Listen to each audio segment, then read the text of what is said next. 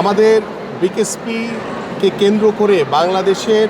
অনেক আপামর বা সাধারণ মানুষ যারা খেলাধুলাকে পছন্দ করে তাদের সবারই কিন্তু একটু ফোকাস থাকে যে আমরা ঢাকায় যে বিকেএসপি আছে সাভারে সেখানে কিভাবে আমরা ভর্তি হতে পারবো, কিভাবে আমার সন্তানকে খেলাধুলার সুযোগ করে দিতে পারবো।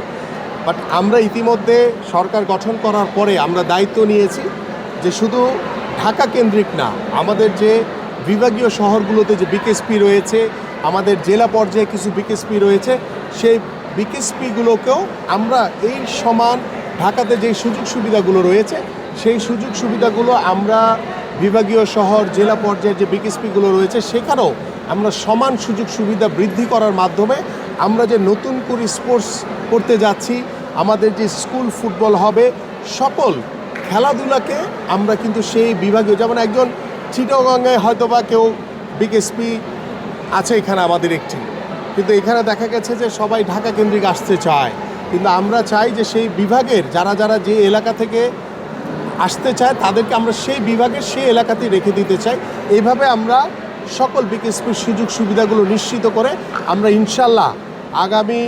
এই বছরের শেষ থেকে ইনশাল্লাহ আমরা সকল সুযোগ সুবিধা নিশ্চিত করতে পারবো সকল বিকেএসপি। সকালবেলা তদন্ত কমিটি এসে তদন্ত প্রতিবেদন তারা দিয়ে গেছে এবং আমরা দেওয়ার পরে তাৎক্ষণিকভাবে এখানে আন্তঃমন্ত্রণালয়ের একটি মিটিং ডেকেছিলাম আমি, এবং সেই মিটিংয়ে আমরা আলাপ আলোচনা করেছি এবং আমরা আমাদের যে আইসিসি রয়েছে সেই আইসিসিকে তদন্ত রিপোর্টটি অবগত করার পরেই আমরা পরবর্তী সিদ্ধান্ত গ্রহণ করব ইনশাল্লাহ।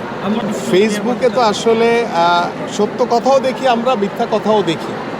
সো তিনি সত্য বলেছেন কি মিথ্যা বলেছেন আমি আপনাদের উপরে ছেড়ে দিচ্ছি, আপনারা এটা যাচাই করে নেন যে তার যে ফেসবুকের স্ট্যাটাস সেই যে কথাগুলো বলেছেন সেটা কতটুকু সত্য কতটুকু মিথ্যা। দেখেন ইতিমধ্যে তদন্ত প্রতিবেদন আমাদের কাছে জমা হয়েছে,